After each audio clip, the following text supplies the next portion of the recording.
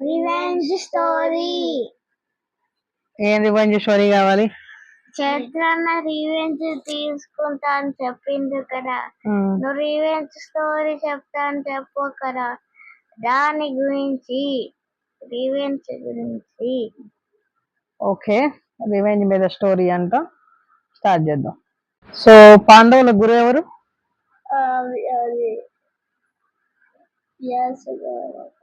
పాండవుల గురువు ఎవరు? ద్రోణుడు. అరే చెప్దాం అనుకున్నా, ద్రోణాచార్య. పాండవుల గురు ఎవరు? ద్రోణాచార్య. సో ద్రోణాచార్యుడికి ఒక బాబు ఉన్నాడు, ఆయన పేరేంటి?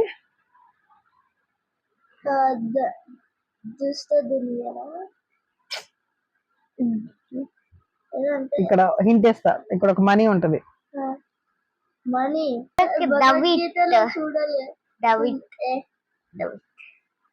అశ్వత్థామ. తెలుసా తెలీదా నీకు? ఎన్నిసార్లు మర్చిపోతే ఎట్లా? ద్రోణుడి కొడుకు ఎవరు? అశ్వత్థామ. సో అశ్వత్థామ చిన్నగా ఉన్నప్పుడు అశ్వత్థామ వేరే వాళ్ళ పిల్లలతో ఆడుకుంటూ ఉంటాడు కదా, ఆడుకుంటుంటే వాళ్ళు వెళ్ళి పాలు తాగుతారు అనమాట. పాలు తాగితే నాకు కూడా కావాలంటే నీకు లేవు పోరా అని చెప్పి అంటారు. సో వాళ్ళ అమ్మ దగ్గరకు వచ్చి మమ్మీ నాకు కూడా పాలు కావాలి అని చెప్పి,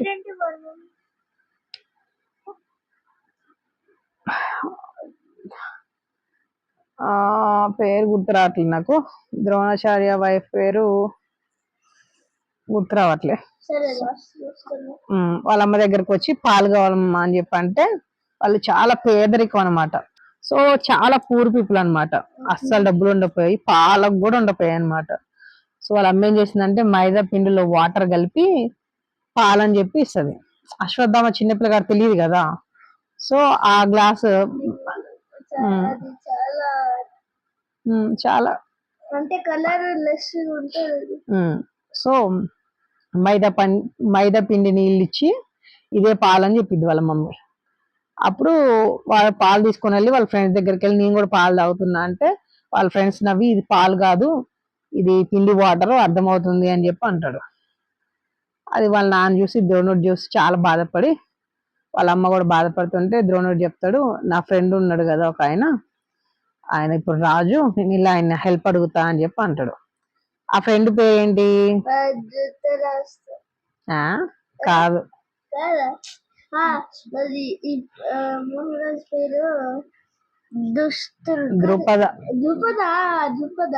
ద్రుపద మహారాజు.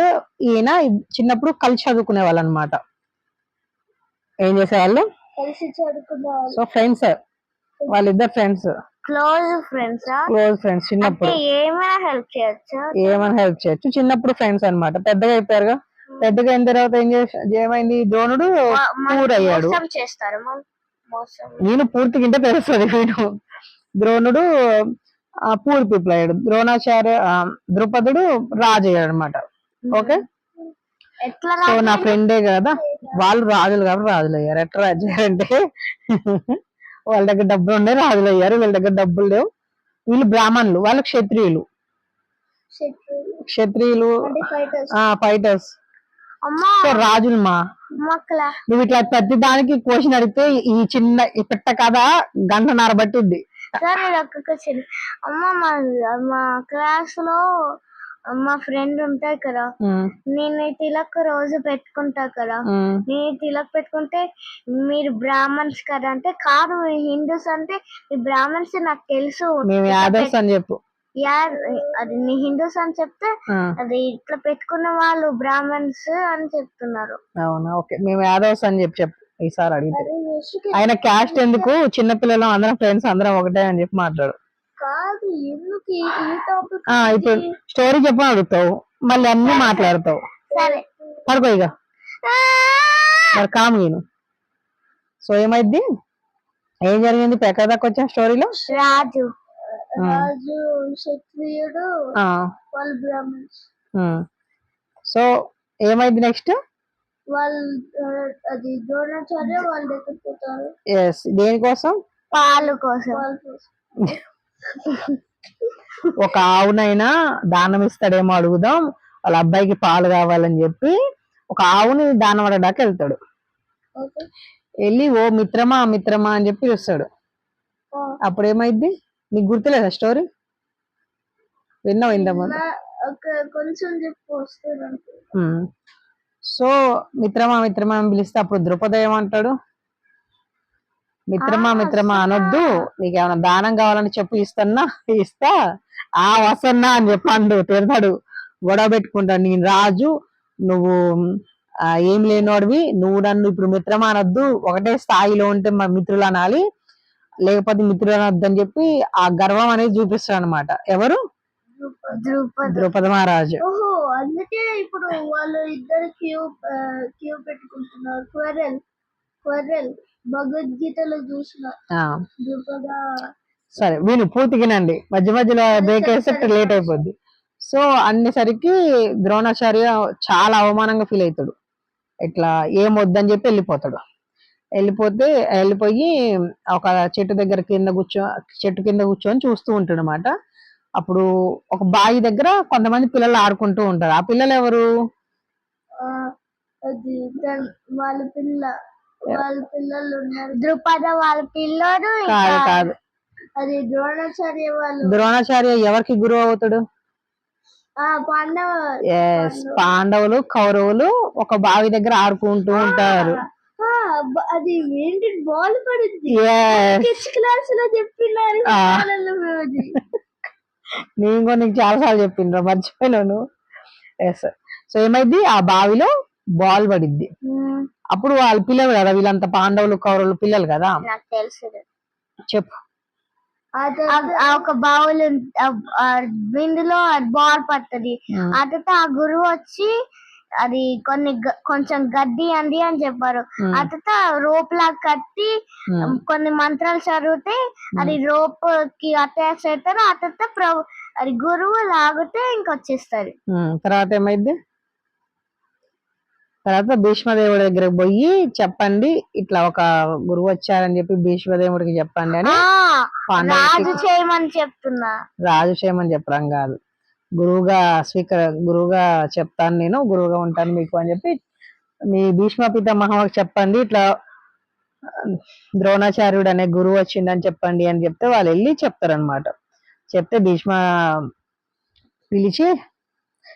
పితామహ పిలిచి వీళ్ళకి పాండవులకి కౌరవులకి గురువుగా ఉండండి అని చెప్పి చెప్తారు.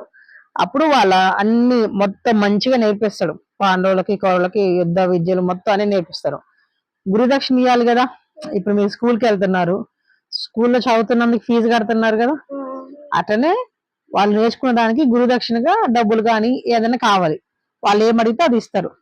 సో ఆ టైంకి మీకు ఏం కావాలి గురుదక్షిణగా అని చెప్పంటే, నాకు ద్రోణుడిని ఓడించి వాడి రాజ్యం మీద ఫైటింగ్ చేసి ఓడించి, ద్రౌపద మహారాజు, ద్రోణుడు కాదు, నాకు ద్రౌపద మహారాజుని ఓడించి ఆయన రాజ్యం మొత్తం ఓడించి ఆయన ఒక పశువులాగా నా దగ్గర తీసుకురండి అని అడుగుతాడు. దేనికోసం ఇది అంటే ఇందాక అవమానించిండు. సో అవమానించిన దానికి ప్రతీకారం. తనకి ఎట్లా తెలుస్తుంది? ఏమని? గురువుకి అది అరిసిందన్నం. ఆయన్నే కదా తిట్టింది. ద్రుపదుడు ద్రోణాచార్యుని తిట్టిండు కదా, అని తిట్టడం అంటే అవమానించిండు కదా. ద్రుపద ఇంకా ద్రోణాచార్యుని తిట్టిండు కదా, మరి గురువుకి ఎట్లా తెలిసింది? గురువు ఎవరు?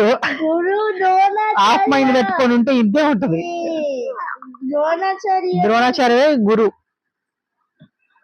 ద్రోణాచార్య గురువు చేసి అట్లెట్లేండి, ఏంటంటే స్టోరీ నువ్వు అసలు మైండ్ ఆడబెట్టినా చెప్పు.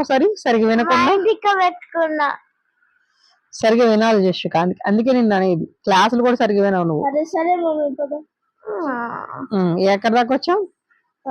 అది ద్రౌపదిని పశువు లెక్క నా దగ్గరికి తీసుకురానని చెప్తే పాండవులు వెళ్ళి ఓడించి తీసుకొస్తారు.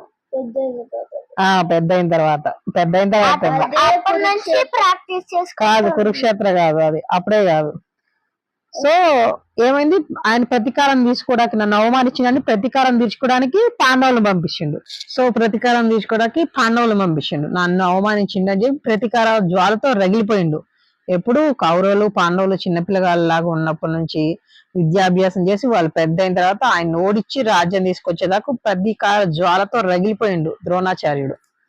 సో ఏం చేసిండు, వచ్చిన తర్వాత అప్పుడు మిత్రమా అని చెప్పి ఎవరంటారు, ద్రోణాచార్యుడు ద్రౌపద మహారాజు ద్రోణాచార్యుడిని మిత్రమా అని పిలిస్తే, ఆ మిత్రమా అంటున్నావా, నువ్వు ఇప్పుడు తక్కువ స్థాయి, నీ దగ్గర రాజ్యం లేదు ఏం లేదు, నీ రాజ్యం మొత్తం ఇప్పుడు నాది, నువ్వు నన్ను ఎలా మిత్రమా అంటావు, నువ్వే చెప్తావు కదా ఇద్దరం ఈక్వల్ గా ఉంటేనే మిత్రమా అనాలి అని చెప్పి ఆయన డైలాగ్స్ ఆయన కొడతాడు. కానీ నీలాగా కాదు, సగం రాజ్యం నేను ఉంచుకుంటా, సగం రాజ్యం నీకు ఇస్తా అని చెప్పి ఎవరికి రాజ్యం ఇస్తాడు, సగం ద్రౌపదకి ఆయన రాజ్యమే గెలుచుకున్న దాంట్లో మళ్ళీ సగం ద్రౌపద మహారాజుకి మళ్ళీ ఇచ్చేస్తాడు. ఓకేనా, అర్థమవుతుందా? సో ఇప్పుడేమైంది, ద్రౌపద మహారాజు కోపంతో రగిలిపోతాడు. నన్ను ఓడించి నన్ను ఒక పశువులాగా లాక్కెళ్ళి నా రాజ్యమే తీసుకొని నన్ను ఇంత అవమానం చేస్తాడా ద్రోణాచార్యుడు, నేను ఒక యజ్ఞం చేస్తా, యజ్ఞం చేసి ఏం సాధించాలనుకుంటాడు, యజ్ఞం చేసి ఒక కుమారుని పొందాలనుకుంటాడు. కుమారుడు ఎందుకు, దుష్టజీవున ఎందుకు పుట్టాడు, ఎందుకంటే ద్రోణాచార్యుని ఓడించడానికి, చంపడానికి ద్రోణాచార్యుని చంపడానికి నాకు ఒక కొడుకు కావాలి అని యజ్ఞం చేస్తాడు. కానీ ఆ యజ్ఞం నుంచి ఫస్ట్ ఎవరు వస్తారు,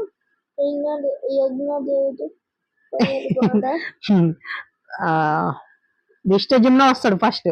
తర్వాత ఎవరు వస్తారు, యజ్ఞగుండంలోంచి ఎవరు పుట్టారు, తర్వాత ద్రౌపది. ద్రౌపది దేవి కూడా యజ్ఞగుండాల నుంచి వస్తది.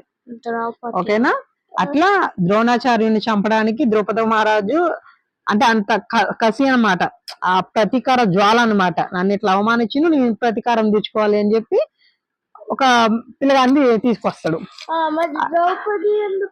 ద్రౌపది కూడా వస్తది, ఒక వద్దని చెప్పి ముందు నిరాకరిస్తాడు కానీ తర్వాత యాక్సెప్ట్ చేస్తాడు. అట్లా ఫస్ట్ మెయిన్ కాన్సెప్ట్ పట్టుకోండి. నేను మీకు దేని గురించి చెప్తున్న ఈ స్టోరీ, ప్రతీకార జ్వాల అని ఎంత ప్రమాదకరం. సో ధృష్టద్యుమ్న పుట్టిన తర్వాత ఏమైందంటే పెద్ద అవుతాడు, కురుక్షేత్ర యుద్ధంలో ద్రోణాచార్యుని చంపేస్తాడు. మీకు తెలుసా ఇది, చంపేస్తాడు, అదే చంపేస్తాడు, కురుక్షేత్ర యుద్ధంలో చచ్చిపోతాడు కదా, అది ప్రతీకార జ్వాలతో. అట్లా చేయొద్దు అనమాట. ఇప్పుడు టిట్ ఫర్ ట్రాట్, నువ్వు నన్ను గిచ్చినా నేను నిన్ను గిచ్చుతా, అట్లే ఉంది, మళ్ళీ నిన్ను కొడతా, మళ్ళీ నువ్వు నన్ను కొడతావు, అట్లా కంటిన్యూగా సర్కిల్ రన్ అవుతూనే ఉంటది కదా ప్రతీకారంతో. అలా ఉండొద్దు, ప్రతీకారం తీర్చుకోవాలని చెప్పి అనుకోవద్దు. ఇప్పుడు వాళ్ళు నీకు ఏదైనా చేశారు, వాళ్ళ కర్మన వాళ్ళే పోతారని చెప్పి వదిలేయాలి. వాళ్ళు నాకు ఇలా చేశారు కాబట్టి నేను ఇలా చేస్తా, అలా చేయకూడదు.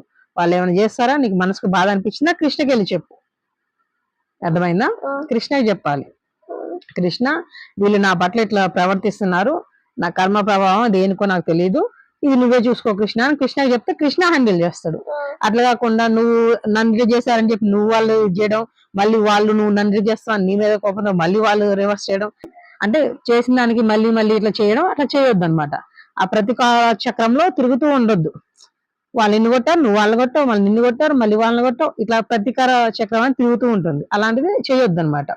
ఇంకొక మంచి స్టోరీ చెప్తా. వీళ్ళు ప్రతీకారంతో ఇదైపోయింది, ప్రతీకారంతో ఒకళ్ళనొకళ్ళు పోటీలు పడి ఇట్లా చేసుకున్నారు. అదే అట్లా ప్రతీకారం తీర్చుకోకపోతే ఏం జరిగిద్దో ఇప్పుడు చెప్తా, ఓకేనా. లాస్ట్ స్టోరీ కొన్ని క్వశ్చన్స్ చెప్పు. మరి పాండవులు నెక్స్ట్ ఏం చేసినారు, మరి ఏం చేశారు, పాండవాస్ బాధపడతారు కదా గురువు చనిపోయారని. అప్పుడు పాండవుల సైడ్ లేడు కదా ద్రోణాచార్యుడు, ఎటున్నాడు, దుర్యోధన సైడ్ ఉన్నాడు కదా. కురుక్షేత్ర యుద్ధం అది ఒక పెద్ద కథలే, కాన్సెప్ట్ అర్థం చేసుకున్నాను. ప్రతీకార జ్వాల, మీరు ప్రతీకారం అనే వర్డ్ యూస్ చేస్తారు కాబట్టి ఆ ప్రతీకారం అనేది చాలా డేంజరస్, దాంట్లో పడద్దు, అది ఉండద్దు అనేది కాన్సెప్ట్ అర్థం చేసుకోండి. దానికి స్టోరీ చెప్తున్నా నేను. ద్రోణాచార్య ఇప్పుడు చనిపోయాడు లేదా, లేడు. మరి అది పాండవలసిన ఏమైనా పవర్ యూజ్ చేసి తను కాపాడాలి కదా. లేదు, కృష్ణుడు అందరినీ ఒక యుగం ముగిసే ముందు అందరినీ క్లోజ్ చేయాలనుకున్నాడు, చేశాడు, అయిపోయింది. అది ఎప్పుడో 5,000 సంవత్సరాల కిందట కథ అయిపోయింది. నువ్వు పుట్టలేనప్పుడు మనం పుట్టే ఉంటాం మళ్ళీ, అప్పుడు పుట్టి మళ్ళీ అంటే పునర్జన్మ ఎత్తుతూ ఉంటాం కాబట్టి పుట్టామప్పట్లేదు మనకు గుర్తుండదు కదా. కృష్ణకి తెలుసు మనం ఆ టైంలో ఉన్నాం లేవా అని, కృష్ణ మాత్రమే తెలుసు, ఇంకెవరికి తెలుసు, ఎవరికి తెలియదు. సో ఇప్పుడు ప్రతీకార చక్రం చూసారు కదా, ప్రతీకారం చక్రం తిరగకుండా ఆపితే ఏమైద్దో ఇప్పుడు చూద్దాం, ఓకేనా. సో ద్రౌపది దేవికి ఎంతమంది పిల్లలు, ఎంతమంది భర్తలు? 5 భర్తలు ఉన్నారుగా. సో ఆమెకి 5గురు పుత్రులు కాదా. ఇప్పుడు ద్రోణాచార్య పాండవ గురు కదా, గురు కదా. మరి ద్రుపద అది ఏంటిది అగేన్స్ట్ ద్రోణాచార్య ఉంది కదా. మరి ద్రౌపది పాండవాసుని ఎట్లా పెళ్లి చేసుకుంది? అప్పుడు అర్జునుడు స్వయంవరంకి వస్తాడు కదా, అంతా కృష్ణ లీలనమాట. స్వయంవరంకి వస్తాడు, అదొక పెద్ద స్టోరీ, మీరు విన్నారు కానీ మర్చిపోయారు, నేను చెప్తా మళ్ళీ, ఓకేనా. సో ఇప్పుడు ఏంటంటే ప్రతీకార చక్రం ప్రతీకారాన్ని తీర్చుకోకుండా ఆపితే, ఇప్పుడు నువ్వు నన్ను కొట్టావు సార్, నేను నిన్ను కొట్టా, మన తల్లిదండ్రులు తల్లి కొడుకు సెట్ కాదు కానీ నీ ఫ్రెండ్స్ నువ్వు ఉన్నారు, నీ ఫ్రెండ్ నిన్ను కొట్టిండు, పడతాయి. ఇప్పుడు నీ ఫ్రెండ్స్ ఉన్నారు, వాళ్ళు నిన్ను కొట్టారు, నువ్వు తిరిగి కొట్టకుండా దాన్ని వదిలేస్తే ఏమైద్దో ఇప్పుడు దానికి ఎగ్జాంపుల్ ఒక స్టోరీ చెప్తా. సో ద్రౌపది దేవికి ఎంతమంది పిల్లలు? 5గురు. సో కురుక్షేత్ర యుద్ధం జరిగినప్పుడు అందరూ చచ్చిపోతారు, వాళ్ళు వీళ్ళు ఫైట్ చేసుకుంటారు. దుర్యోధను కూడా చంపడానికి ఆ తొడ అనేది ఇచ్చేస్తారు, అదొక స్టోరీ అంట. చాలా మంది చచ్చిపోతారు. సో అశ్వత్థామను దుర్యోధనుడే చావు బతుకుల్లో ఉంటాడు, అశ్వత్థామ బతికే ఉంటాడు. సో ఏం చేస్తాడంటే దుర్యోధన్ని మెప్పించడానికి ఈ 5గురు పిల్లగాల్ని పోయి నైట్ చంపేస్తాడు.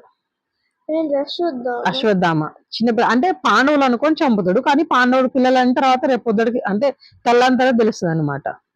సో అప్పుడు ఏమైంది, ఆ చిన్న పిల్లలు కదా, ద్రౌపదికి ఇంకెవరున్నారు, కొడుకులే కదా, ఇంకెవరు లేరు కదా, కన్న కొడుకుని చంపేసిండు. దేనికి? నా స్నేహితుడిని రాజ్యం అంతా అయిపోయింది అని ఒక దుర్యోధనికి మెప్పు తెప్పించుకోవాలనే ఉద్దేశంతో, ఆ ప్రతీకారంతో పిల్లల్ని చంపేసిండు పాండవులు అనుకోని. వాళ్ళు ఏం చేయొచ్చు, ఇప్పుడు పాండవులు ఉన్నారు కదా, అర్జునుడు భీముడు వీళ్ళందరూ కూడా కావాలని కూడా చంపేయచ్చు ఇవన్నీ. వాళ్ళు ఏం చేశారంటే పట్టుకొని వచ్చి ద్రౌపది ముందు పెట్టారు అశ్వత్థామని. నీ పిల్లల్ని చంపాడు కదా, ఏం చేద్దాం చెప్పు అని అంటే ఆమె ఇచ్చి వదిలేయండి, క్షమించండి, మీ గురువు కొడుకు, ఇప్పుడు ఈయన చంపేస్తా, ఇప్పుడు మీ గురువు చనిపోయాడు, ఆ తల్లికి కూడా ఉన్నది అశ్వత్థామ ఒక్కడే, ఇప్పుడు అశ్వత్థామ చనిపోతే ఆ తల్లికి పరిస్థితి ఏంటి అని చెప్పి ఆ తల్లి గురించి ఏడిచి బాధపడి చంపొద్దు, వదిలిపెట్టండి అని చెప్పింది కరుణతో. అప్పుడు ఏమైంది, కృష్ణుడికి ప్రియమైన స్నేహితురాలైంది. అర్థమైందా? టిప్పర్ యాడ్ చేస్తే గొడవ తిరుగుతూనే ఉంటది ప్రతీకార చర్య, అదే వదిలేస్తే కృష్ణుడికి ప్రియమైన వాళ్ళం అవుతాం. అర్థమైనా? అర్థమైనా అమ్మా? ఐ థింక్ ఇది స్టోరీ నుంచి కాదు అనుకుంటా. అశ్వత్థామకి ఇక్కడ జెమ్ ఉంటది, ఏమైనా మనీ అంటారు తెలుగులో, అదే అన్న ఇందాక. మరి కృష్ణుడు తీసిందా? అది ఎలా వస్తుందంటే అశ్వత్థామకి చిన్నప్పుడు కొంచెం హెల్త్ బాగాలేకపోతే ద్రోణాచార్య ఏదో చేసి అప్పుడు ఇక్కడ మనీ పెడతాడు. సో అశ్వత్థామకి ఏం రోగాలు రావన్నమాట, ఎప్పుడు హెల్తీగా ఉంటాడు అనమాట. సో కృష్ణుడు లాస్ట్కి వచ్చేసరికి అశ్వత్థామ బాగా మహా అయితే ఏం చేస్తావు, చంపేస్తావు అంతే కదా అని చెప్పి కృష్ణుడితోనే అంటాడు అనమాట. ఓ నీకంటే చావు అంటే భయం లేదు కదా, నువ్వు బతికుండగానే ఎలా నరకం చూడాలో చూస్తావు అని చెప్పి, అంటే దేనికైతే ఏ అహంకార భావంతో నాకు రోగాలు ఏం రాదు అది ఇది అని చెప్పి ఫీల్ అవుతాడు కదా. ఆ మనీ తీసేస్తే ఇక గ్రాండ్ ఫాదర్ లెక్క అయిపోయింది. అదంతా ఇక స్టోరీ కొంచెం భయంకరంగా ఉంటది దగ్గర, వద్దులే కానీ ఇది మీకు ఇప్పుడు ప్రతీకార గురించి అర్థమైందా? ఏం చేయాలి అంటే మనం ఒకవేళ ఎవరైనా మనల్ని కొట్టితే మనం తిరిగి కొట్టద్దు. ఒకవేళ కొట్టితే మనం మళ్ళా సీక్వెన్స్ ఫేస్ చేస్తాం. టీచర్స్ కి, ప్రిన్సిపల్ మ్యామ్స్ కి, ఎవరైనా ఎల్డర్స్ కి చెప్పాలి. Very good. అంతే, అదైతే వాళ్ళు ప్రాబ్లం మొత్తం సాల్వ్ చేస్తారు. Very good. మీరే చేస్తే అది ఇంకా పెద్ద పెద్ద గొడవలు అయిపోతాయి. ప్రతీకార చర్యలు ఉండొద్దు. ఓకేనా స్టోరీ? అదే. ఇంకేం కావాలి? భయంకర స్టోరీ చెప్పు. ఏం భయంకర స్టోరీ? అశ్వత్థామా ఆయన ఇప్పటికీ బతికే ఉన్నా అంటారు. ఆయన మనీ తీసేశారు కదా, కృష్ణుడు శాపం పెడతాడు అనమాట. నువ్వు చనిపోవు, నీ ఒంట్లో నుంచి చీము నెత్తురు పారుతూ ఉంటాయి, నీకు ప్రపంచంలో అన్ని రోగాలు వస్తూ ఉంటాయి, నీ శరీరం నుంచి కంపు వాసన వస్తూ ఉంటది, కుళ్ళిపోయిన వాసన వస్తూ ఉంటది, కానీ నువ్వు బతికే ఉంటావు, అందరికి దూరంగా అడవుల్లో ఏకాకిగా బతుకుంటావు అని చెప్పి శాపం పెడతాడు అనమాట. యుగాలు గడిచిపోతూ ఉంటాయి, కానీ నీకు మాత్రం చావు రాదు. ప్రతి యోగంలో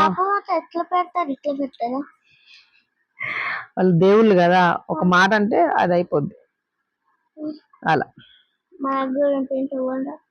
నీకు కావాలి, నువ్వు తేపాస్ ఐస్ క్రీమ్ కావాలి, చాక్లెట్ కావాలి, అది అని చెప్తావు ఇక. ఓకే స్టోరీ ఇంకొకటి చెప్పాలా? అంటే ప్రతీకారం తీర్చుకోకపోతే ఏమైంది అని. ఇప్పుడు ఇది ఉంది కదా ఈయన, కాదు నేను హింట్ ఇస్తా, పేరు గుర్తొచ్చేసి చెప్పండి. ఓకేనా? నీకు తెలుసా? నాకు తెలుసు. నాకు తెలుసు, మీకు తెలుసా కాదు అని చెప్పంటున్నా. నాకు తెలియకుండా నీ స్టోరీ అని చెప్తున్నా. నాకు తెలియకుండా నీ స్టోరీ అని చెప్తున్నా. ఒక ఆయన, అది ఇప్పుడు నువ్వు ఆ పేరు హింట్ ఇస్తా అని చెప్పు కదా, నీకు ఆ పేరు తెలుసా? నాకు పేరు తెలుసు, మీకు తెలుసుగా తెలీదా అని చెప్పి టెస్ట్ చేస్తున్నాను. ఒక మహారాజు అడవికి వేటకెళ్తాడు. వేటకెళ్తే ఆయనకి దాహం అయింది. ఒక ఋషి ధ్యానం చేసుకుంటుంటే వెళ్ళి నాకు మంచినీళ్ళు కావాలని చెప్పి అడుగుతాడు ఆ ఋషిని, ఈ రాజు. అయితే ఆ ఋషికి వినబడదు, లేదంటే ధ్యానంలో లీనమై ఉంది కాబట్టి సరిగ్గా వినబడక రెస్పాండ్ ఇవ్వడు అనమాట. ఏ రిప్లై ఇవ్వపోయేసరికి ఈ మహారాజు కోపం వచ్చి అక్కడ ఒక పాము చనిపోయి ఉంటే ఆ పాము తీసి ఆ ఋషి మెల్లో వేసిపోతాడు. శివుడే కదా? కాదు, మహారాజు ఎవరు? మహారాజు మీకు తెలుసా? కామెంట్ చేయండి, ఆ మహారాజు ఎవరు? మహారాజ్ పేరేంటి ఫ్రెండ్స్? తెలీదా నీకు? సరే ఇంకోటి చెప్తా. సరే ఇంకోటి చెప్తా. ఆయన 7 రోజులు కూర్చొని భాగవతం విన్నాడు.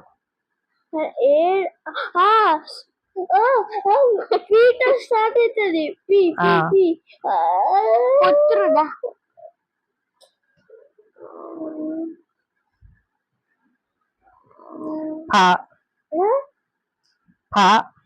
పాండవస్ అభిమన్యుడు కొడుకు. పోస్టర్లు కూడా పెట్టుతారు, భక్తి సెంటర్లో పెట్టుతారు. కాదు సుఖదేవుడు ముందు క్లాస్ వింటారు. దగ్గరికి ఉన్నా ఇంకా చిన్న hint. Parikshit Maharaj. Very good, Parikshit Maharaj. అంటే ఒక చిన్న స్టోరీ ఏం చెప్తారంటే, ఆయన ఆ రోజు దుర్యోధనుడి కిరీటం పెట్టుకుంటాడు అనమాట. అందుకని ఆయనకి వాటర్ అడిగి తీయలేదని అంత కోపం వచ్చేసి ఆ చచ్చిపోయిన పాముని ఆ ఋషి మెల్లో వేసేసి వెళ్ళిపోతాడు. సీక్రెట్ కాదు, కోపంగా చచ్చిపోయిన పాము ఉంటే ఆయన మెల్లో వేసేసి వెళ్ళిపోతాడు. ఆ ఋషి కుమారుడు ఉంటాడు కదా, నా తండ్రి మెల్లో చచ్చిపోయిన పాము వేస్తావా? ఆయన ఇప్పుడు వాటర్ లేదని కోపంతో ఒక ఇట్లా పాము చేసిండు, ఒక తప్పు చేసిండు. కానీ ఈయన కొడుకు ఏం చేసిన, ఆయన ఏం ఫీల్ కాలే. ఎవరైతే అక్కడ ఋషి వేసాడో ఆయన ఏం ఫీల్ కాలే. కానీ వాళ్ళ కొడుకు, నా తండ్రి మీదే పాముని ఇస్తావా? కోపం, ప్రతీకారం, నువ్వు మా నాన్నకి ఇలా చేసావా, నీ మీద నేను ప్రతీకారం తీసుకోవాలని వాళ్ళ కొడుకు, నిన్ను పాము కరుస్తుంది, నువ్వు 7 రోజుల్లో చచ్చిపోతావు అని శాపం ఇస్తాడు పరీక్షిత్ మహారాజ్కి. పరీక్షిత్ మహారాజ్ పెద్ద రాజు, ఆయన కావాలంటే ఏదైనా చేయొచ్చు, ఏదైనా యజ్ఞాలు గిట్టగా చేసి అది అది సాల్వ్ చేసుకోవచ్చు, ఆ శాపం పోయేటట్టు చేసుకోవచ్చు. ఆయన వాళ్ళ నాన్న కూడా అంటాడు, ఎవరైతే ఋషి శాపం ఇచ్చాడో ఆయన అంటాడు, అరే ఆయన నిన్ను తిరిగి శపిస్తే బాగురా, అప్పుడైనా బాగుంటది, నువ్వు అది కూడా నోచుకో, ఆయన అట్లా చేయడు, ఆ శాపం పెట్టడం లాంటిది చేయడు, ఆయన చాలా మంచోడు, ఏదో అలా జరిగిపోయిందాక నువ్వు ఎందుకు శాపం పెట్టవట్లా అని చెప్పి వాళ్ళ నాన్న తిడతాడు అనమాట ఆయన్ని. సో పరీక్షిత్ మహారాజుకి తెలుస్తుంది ఇట్లా శాపం కలిగింది, 7 రోజుల్లో చచ్చిపోతున్నా అని చెప్పి. అప్పుడు పరీక్షిత్ మహారాజు ఏం చేస్తాడు, భాగవతం వింటాడు. మళ్ళీ నన్ను ఇట్లా ఋషి కుమారుడు నన్ను ఇట్లా శపించిండు, నేను ఏదో ఒకటి చేయాలి ఆ ఋషి కుమారుడు అని చెప్పి అనుకోడు.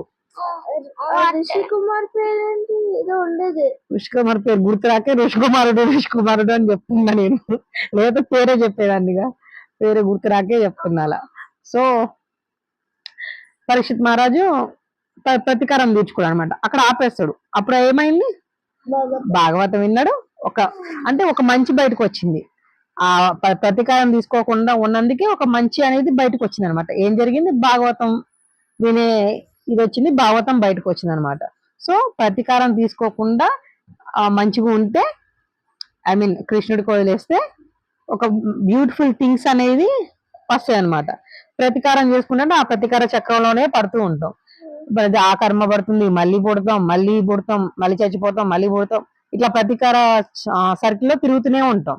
అదే వదిలేస్తే బ్యూటిఫుల్ థింగ్స్ వస్తాయి. ఇప్పుడు మనం ప్రతీకారం చేసుకోకుండా అలాంటి ఏం చేయకుండా ఉన్నామనుకో, మనకు ఆ కర్మలనే ఉండవు. ఈ జన్మలోనే కర్మలని పోతే మనం కృష్ణుడి దగ్గరికి వెళ్ళొచ్చు.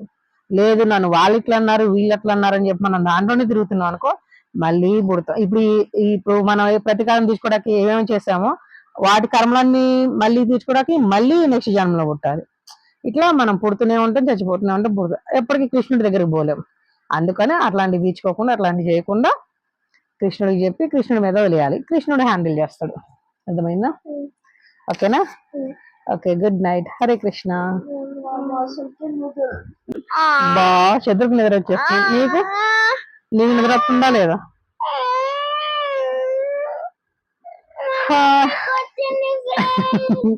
స్టోరీలో ఏమన్నా తప్పులు ఉంటే, ఏ తప్పులు లేవు మాక్సిమం నాకు తెలిసి, పిల్లలకి చెప్పాలి కాబట్టి పిల్లలకి అర్థమయ్యే విధంగా చెప్తా. ఇన్ కేస్ మీకేమన్నా స్టోరీలో మిస్టేక్స్ అనిపించాయి, హరే కృష్ణ. సో ఎలా అనిపించింది స్టోరీ కామెంట్ చేయండి. కొన్ని పేర్లు మర్చిపోయా, బట్ స్టోరీస్ అయితే అంత కరెక్ట్ గానే చెప్పాను అనుకుంటున్నా. ఇన్ కేస్ ఏమైనా మిస్టేక్స్ ఉంటే వదిలేయండి. Thank you so much. And kids కి ఇలా డైలీ ఏదో ఒక స్టోరీ చెప్తూ మీరు కూడా మీ పిల్లలకి మంచిగా వాళ్ళకి మన శాస్త్రాలు, మన రూట్స్ ఏవైతే ఉన్నాయో అవన్నీ తెలిసేలాగా చేయండి. Hare Krishna. Thank you so much. Hari boll.